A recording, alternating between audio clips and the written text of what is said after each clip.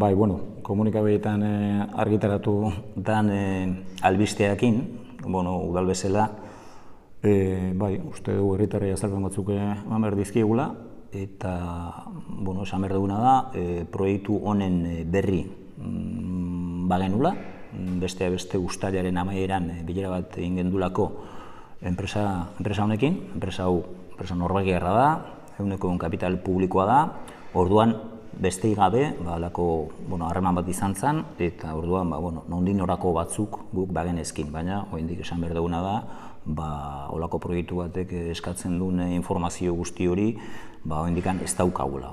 Daukaguna besteik gabe da, proiektua dagoela hor, eta hortik aurrera oso gutxi. Gero asko zabaltzen dira holakotan, baina momentu honetan gaina udalak ofizialki ere oraindik ez du inolako notifikazio hori jaso, beraz esan behar duguna da, dakigun apurra hori dela.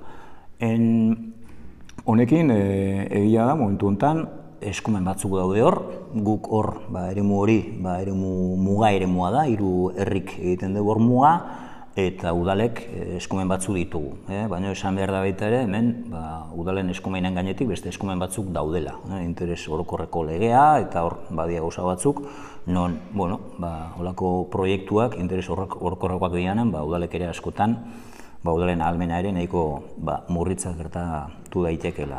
Hori ere komeni da azpimarratzen. Eta gero bestetik da, dirudienez eta enpresa honen izaera kontutan hartuta, hemen aukera bat egon daitekeela benetan berriztagarrien parke hortan ekoiztutako energia zuzenean udalek, edo udalen inguruan sortutako energia komunitateek kudeatzekoa.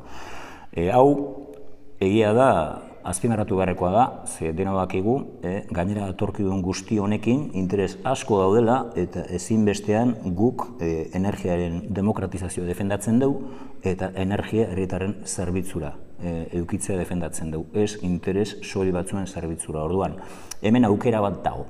Hala eta guztiz ere garbi daukagu hor gauzak ezin diela edozemoz egin, ze holako proiektu batek bere inpaktua daukadako, eta guk momentu honetan esku artean ditugun elementuekin garbi esan behar dugu, ezin dugu esan proiektu honen alde gaudenik, ezin dugu esan, ez daukagulako nahikoa elementu hori esateko, eta gero bestetik ere, ezin dugu esan proiektu honen aurka gaudenik ere, ez dakigulako oraindikan.